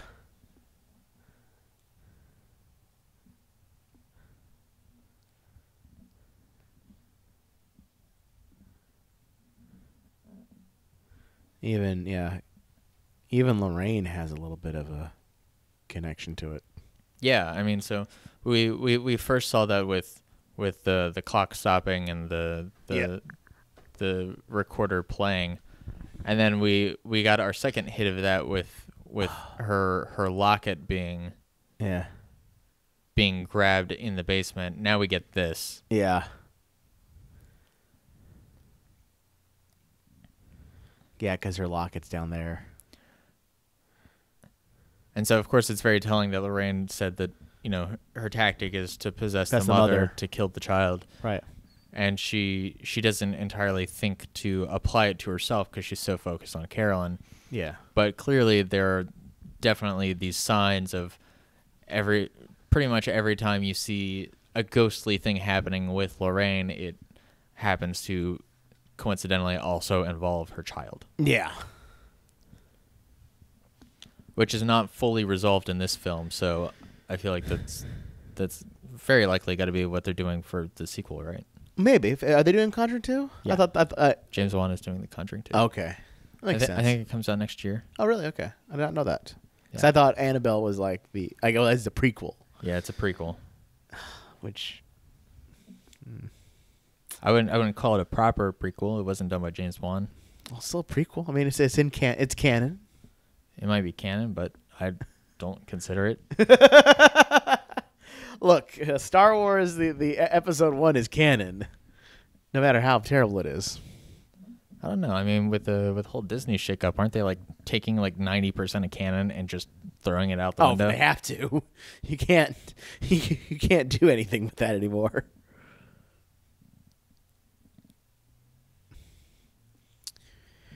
Look, the church's official stance is that there is no such thing as possession. Actually, the Vatican's official stance is that. The Sub-Vatican, however, does believe in possession and demonics and all that fun stuff. Yeah? Yeah. I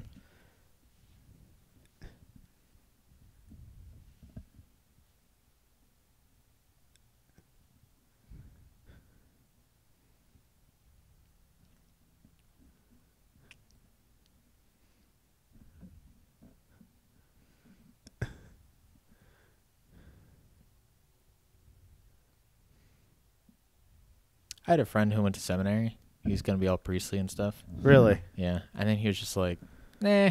Nah? Yeah. He was basically like, nah.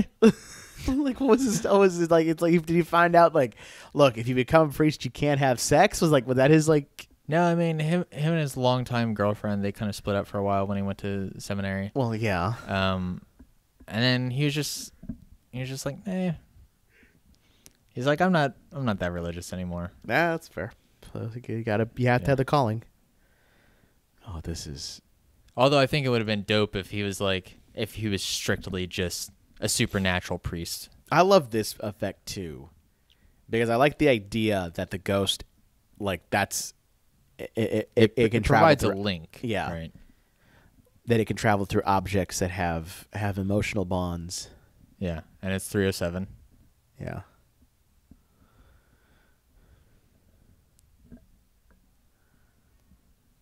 That's how you know it's truthfully a witch, because a witch can use different portals, you see. Yeah? I don't know. Maybe. All right. See, it draws energy from the air. Well, because through the clocks and the lockets, it pulls energy. What's even better? Oh, this is an awesome shot, by the way. Oh, yeah. Just this long hallway. Very, very Shining-like. Yeah.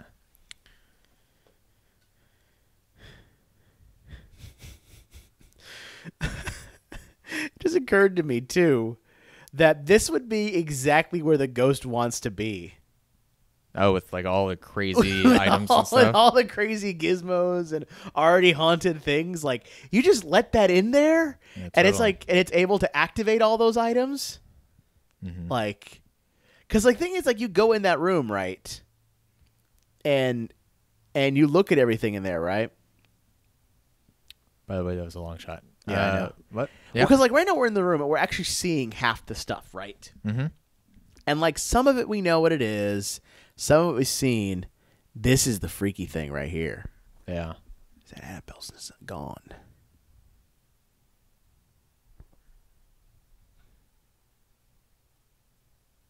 Oh, that's so great. Oh, yeah.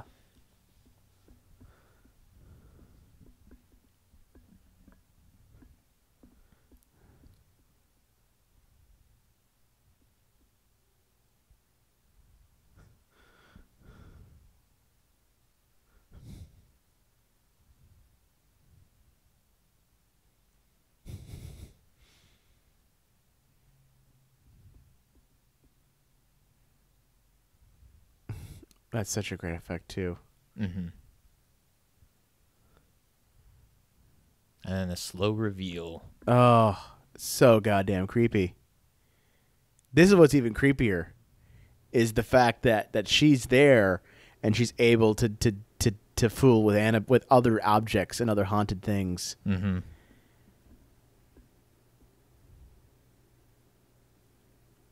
Oh God, it's so, again, that, like, this would be her playground. Would just be like in this world of things. Yeah.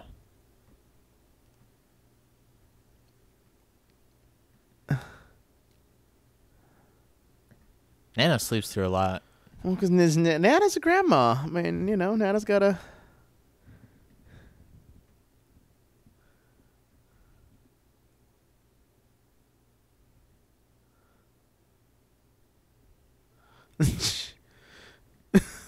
The chair is gonna eat you. Help! It's gonna force me to sit. The hell with you. Bam.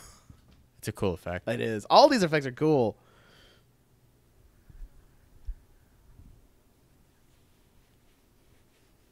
I love the idea that this spirit can travel through that, can come into this other room and just start wreaking havoc with like all these other things. And you go in this room and you know that all these things have been possessed in one way or another. Yeah. You know. They're all very dangerous. All very, very dangerous supernatural artifacts. And this is also great because it mirrors the other family, right? In such a way that Ed is kind of the last one to have an experience, just like the father was the last one to have the experience with the other family, and he's kind of like, I don't know what you're talking about because everything seems fine to me. Yeah. Because now it's time to.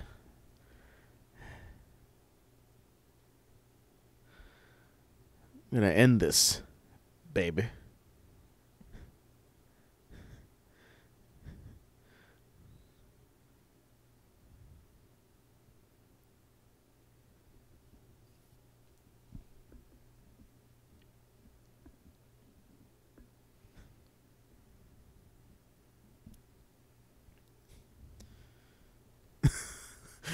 It can travel through the phone lines. I mean, I guess it can't. I mean, it can travel through a locket. Yeah.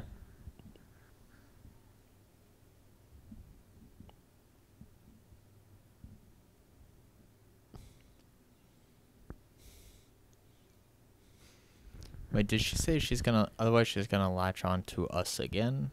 Latch on to them, yeah.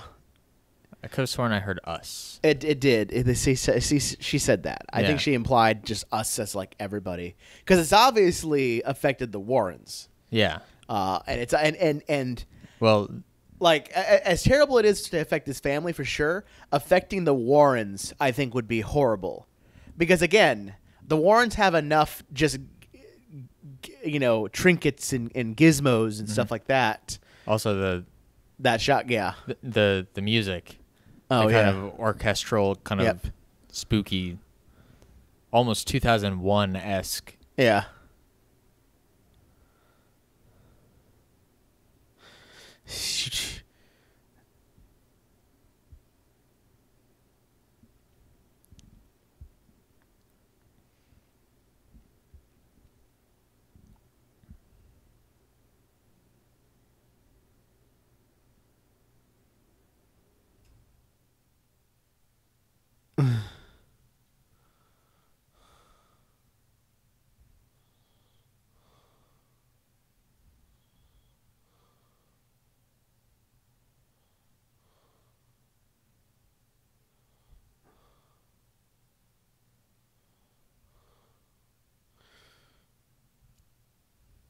I ain't going nowhere.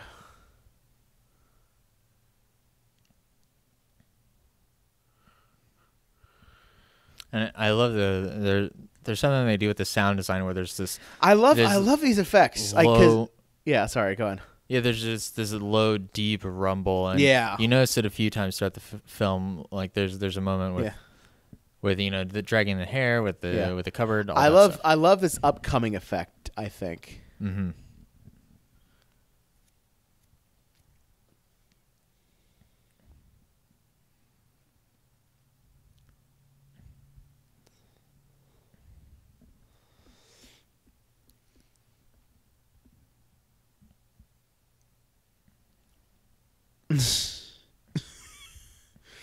Yeah, so James Wan talks about this a little bit in some of the behind the scenes stuff, but this is so incredibly smart, and it makes this scene absolutely iconic. So she, Carolyn bites the cheek of the officer, so they have to muzzle her somehow because she clearly poses a threat and is dangerous just with her mouth. So they put the sheet over her so that way she can't bite anybody. And now that there's sheet over her, she can transform into the witch unseen. so that way when she rips through the sheet later on, she is then the witch, and you don't really have to see that. That's a good point. I But never thought about that. Also, when she ends up, when the transformation really starts happening, she starts coughing up blood and spitting blood out. Yeah. Which there's nowhere for that to go because there's that sheet, so it just fills up the sheet, and it's really, really smart and fascinating.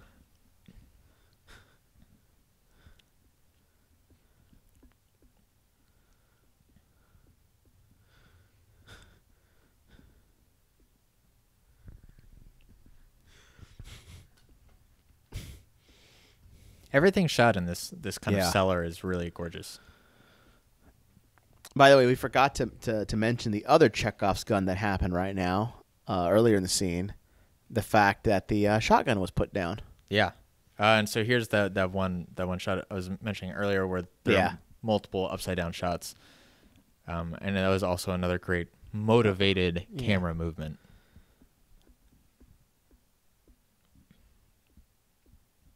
And they flip back around for the reverse. Right.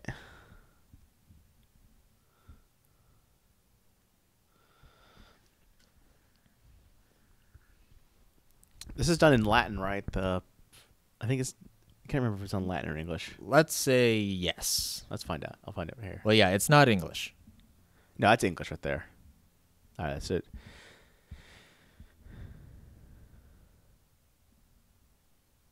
No, it's Latin. Yeah. That's the only way you can.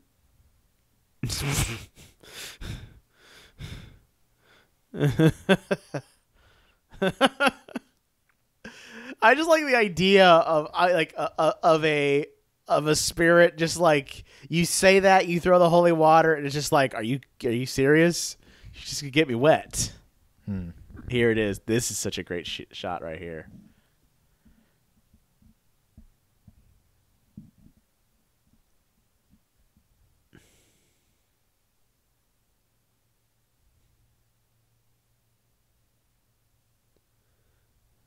This is the multiple bird scene, right? Yes. Oh God.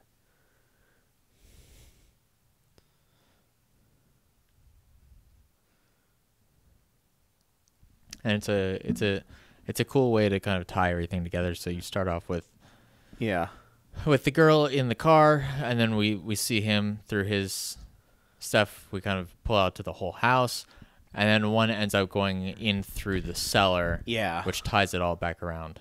And this is such an interesting shot. I'm not entirely sure how they pulled that off. Just having it look the way that it looks, because it has a very surreal nature to it.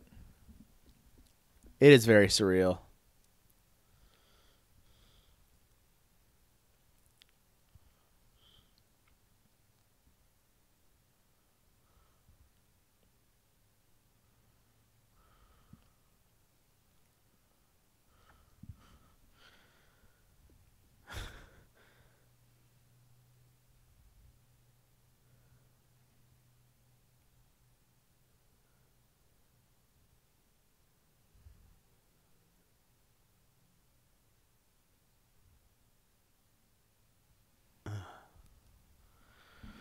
I also like the fact that like above everything is calm, but like below everything is all crazy. Yeah. Well, I mean, up above it's not that calm. They just had all of those birds flying through the house. Yeah, here it is. Yeah, the blood.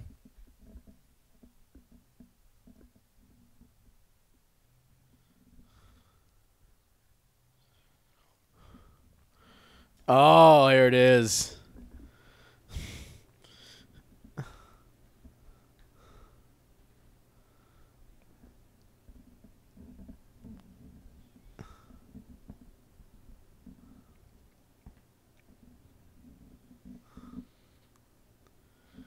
That's so creepy. Mm-hmm.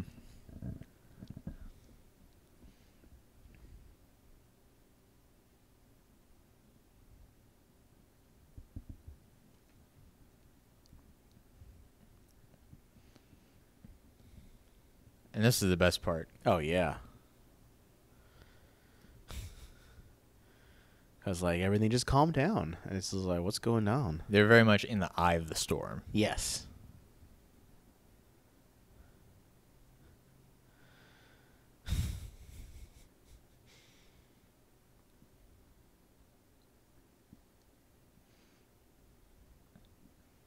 Some more excellent use of wide-angle shots.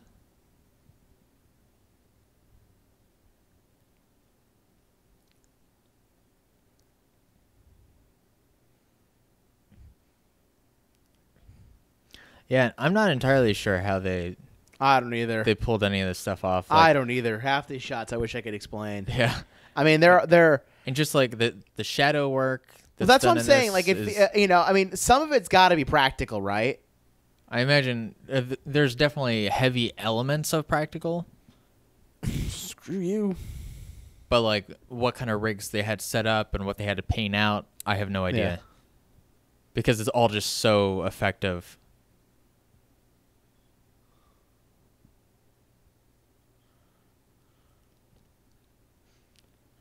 This is like one of the only moments where the spirit like directly speaks to them, right? Yeah.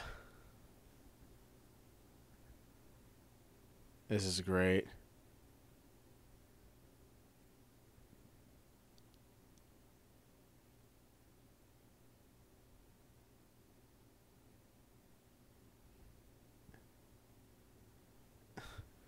Then there's the payoff. Uh-oh. Every time he says that, I always think he sounds a lot like Joseph Gordon-Levitt. Oh, yeah. He's got a lot of those screams in Looper.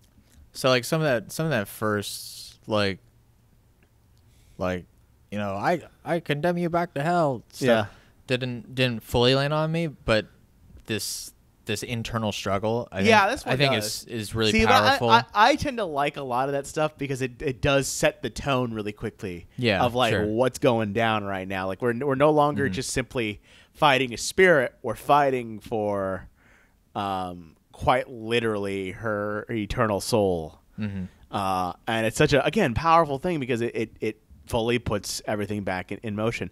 And I love this sort of reveal too. The way it sort of shows her coming back to being who she is. Yeah, they change up the color temperature, the lighting changes. She vomits. Yeah. I think doesn't her face change back too, if I'm not mistaken? A bit, yeah. Yeah. But yeah, that's a good Yeah. callback with the blood vomit stuff. Yeah. As into her does she And I'll say, like, expel. this is, out of a lot of the possession films, my favorite. Like, this is the most plausible. I mean, in terms of its reality and stuff like that, I feel really good about it. I liked it a lot, and I dug it a lot. You know. Absolutely. Like, all of it's really cool.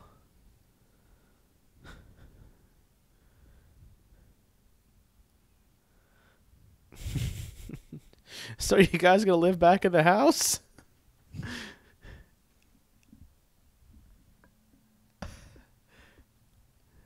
They're just gonna rent it out, probably. Yeah. Right? So this is it's a 4-3. It's a 4-2. It's actually a pretty nice neighborhood. Looks beautiful. Area. There's a lake nearby. Just one caveat. Oh Haunted by Eternal Spirit, a witch from the Salem Witch Trials.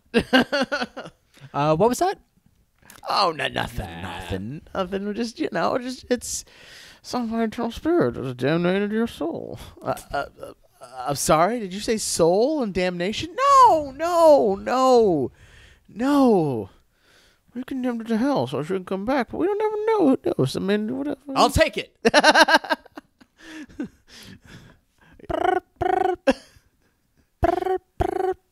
Yes. Hey, man. So, all right. Jessica, she's talking some wicked Latin. Yeah. And I think she killed our kids. Oh. Do you think this is something I should call the landowner about, or no? I mean, typically, wives will start spouting out Latin. It's sort of, it happens as a natural thing. Okay. The killing of the kid might be a bit off-putting, but it's okay. You can have another one. I mean, they're totally replaceable. They're totally replaceable. I never thought. Plus, she knows Latin now, and that's a very useful. That's marketable. Yeah, she could probably get some solid jobs with that. Yeah, it's very. She could work in the education industry. She could teach a collegiate course. I've heard Latin's pretty hard, so it is. It's very hard. All right, well, good talk, man. Thank you, sir. All right. Okay, you can call AT&T anytime you'd like. The idea that you called AT&T for that. Just these horrific problems. Thank you for calling AT&T tech support. Click. I want to leave their customer support a 5-star review. Yeah, well, that's AT&T is trying their best to get back. It's part of their Uverse package, right. Internet, TV, and demonic consultation. I want to know about the. Oh, here it is. Oh, I really want to know about the samurai kind of thing over there in the corner. Yeah, that'd probably be a cool one. That's right? the one I want to know about. Out of all the things that are in that room, I want to know about that. I feel like if they did a movie about that, it would end up being like this room feels like the foundation of a Scooby-Doo film series with all of them, where they're just going through all these zany stories. And look who comes back in the room. I love this. I love that the mirror becomes a conduit. Mm-hmm. Well, I don't think they actually show anything specifically in this shot, right? I thought they did. Just that it is going by itself. Yeah. Well, that's. I mean, it's got the kid with it, and of course we got the Perrin family. That's who it was. Yeah. The Perrins and the Warrens. Yeah. So GD creepy. Oh, and also just this entire credit sequence is so fantastic. Oh yeah. You'll notice it's kind of similar, sort of unintentionally, to our film sync instructions. Yeah. Just with like the sort of slide, projector slide stuff. What I like about it for sure is that it really does have ritualistic sacrifices playing small town. And I love how it has a lot of this stuff that's like different, like the actual article and things like that. Yeah. It's they do not take the credit sequence lightly. No, they make it an experience unto its own. Yeah, for sure. And I love that it goes through all the different people. Yeah, and just like the graphic design of it is really cool. Like these blanked out negative spaces where they put the names and stuff. Oh yeah, is really neat. I'm always a big fan anytime somebody can really sit down and put some effort into something like this instead of just like black screen. Yeah, I think it's really cool. It's definitely a effect. Yeah. So that was The Conjuring. Woo! And I think that ends our Scare-athon, right? Yeah. This is our last entry in this. Until next year. When we do this, we'll probably do other holiday-related events. Like next month, we'll do all Thanksgiving-themed films. Yep. We'll call 4 Thanksgiving films, and then we'll do 4 Christmas films. We'll do the Turkey-a-thon. We'll then do the Christmas Miracle-a-thon, and of course the ever popular President's Day-a-thon. Yeah, just All President's Day films, all the time. It'll be a combination of, dude. We should say right now for our if we have like a July thing, and it's around 4th of July, we gotta promise now, right here in this recording, that we do Independence Day. I mean, sure. Okay. All right. I just want to make sure we do That's Independence Day. You know, Welcome to Earth and the punch. Man, I need to watch that movie again. I don't remember anything you're talking about right now. With Will Smith punch the alien, boom. Welcome to Earth. Yeah, I don't remember that at all. It sounds awesome. It is awesome. I don't remember that at all. It's one of the best scenes in that film. Oh, we're talking about another film. Always a pleasure doing this with you, sir. Yeah, just real quick. Yeah, I want to say, this movie is really something special. No, God, yes, it is, and it definitely ranks easily top 3 horror films of all time for me. I'll give you that too for me as well. I mean, it definitely has again the effects where it has it. Like I know that some of them are digital and I know some are practical, but I can never tell the difference. And which is good. The mark of good effect, right? Because I can't tell, and that's what makes it really good. Like I love the effects they did. Like they all felt that they're happening in this world effectively, and I thought they looked great, and the way it was shot, the way it was presented, story, like I enjoyed every moment of it.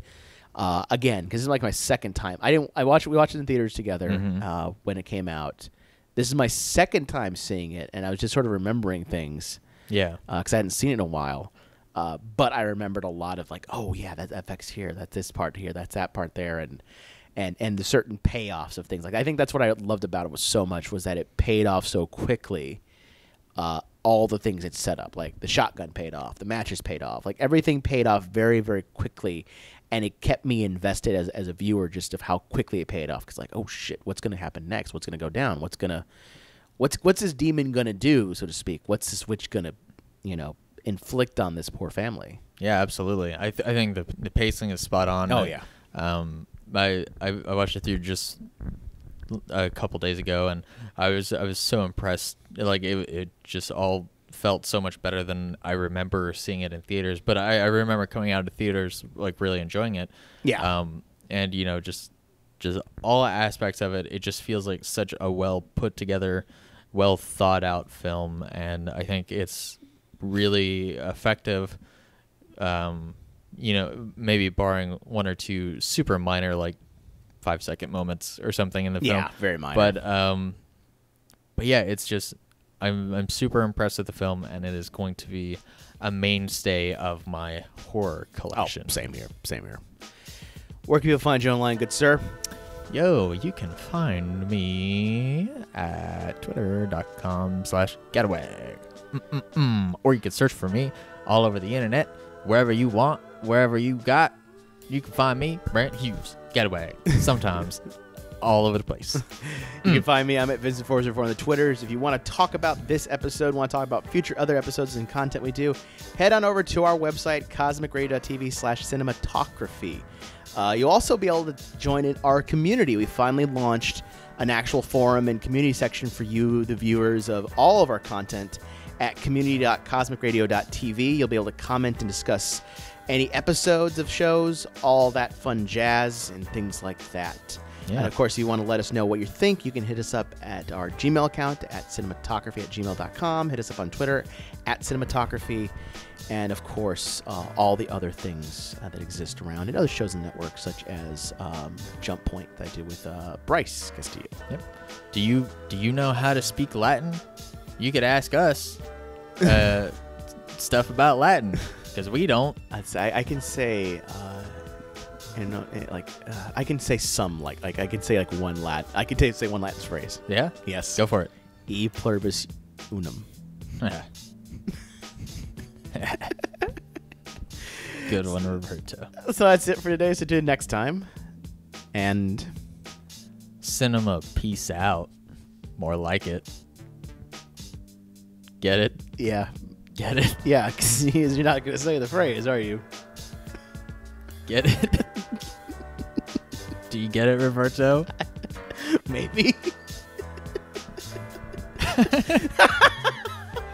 Do you get it? Like, that's how you're going to just go? You're just like, do you get it? Do you get it? Get this, please. This has been a CosmicRadio.TV production. For more awesome shows, head on over to our website, CosmicRadio.TV.